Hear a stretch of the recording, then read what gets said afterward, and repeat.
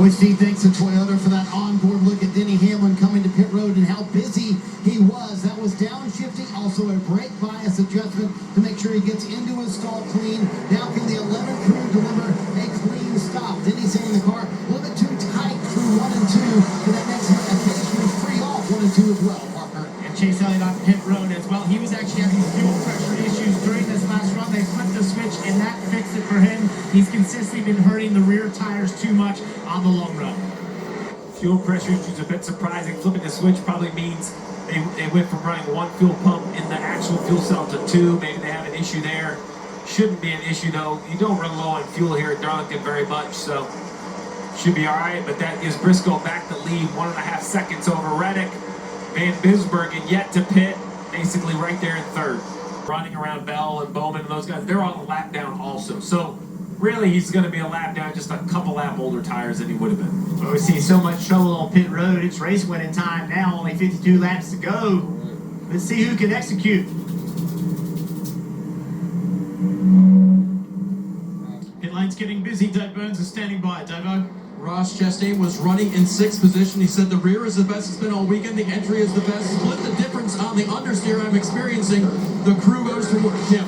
Talk about the 2311 cars, bottom left, Bubba Wallace. You just said I need to be able to be more aggressive on entry and exit. His teammate, top right, Tyler Reddick, said biggest balance swing we've had during that run. Took off green and tightened up. A slow adjustment, nothing crazy, just air pressure, Parker. And Chase Briscoe came on the radio and gave his team a pep talk, telling them they've been the best all night. Let's keep it up here. They do get away from the box right there, and that he's just continually building loose. Not once has he felt that race car be tight, and they continue to be perfect on pit road. He wins the race. Oh, that's a good call, Parker, because they've been criticised at times for what's happened on pit road. That 19 team has been spot on tonight here in Darlington. Oh, Kyle Busch got loose in the middle of the corner. To let Denny Hamlin get by him.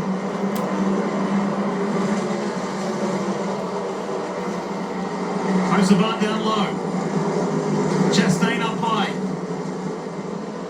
Remember earlier, Hocevar was just saying he could not drive this car.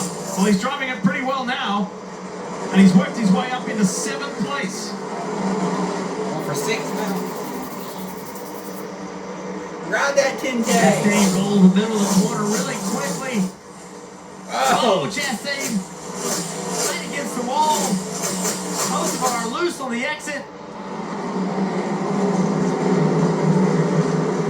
Hamlin's looking ahead. He's not sure what he wants to do. Chastain in the 1 and Hocevar in the 77 continue to slip and slide. Great run off turn 2. Really difficult pass because Chastain's really good right here. Rolls the middle really well. Gets good exit speed. Hocevar has the car pinched off on the bottom of the racetrack.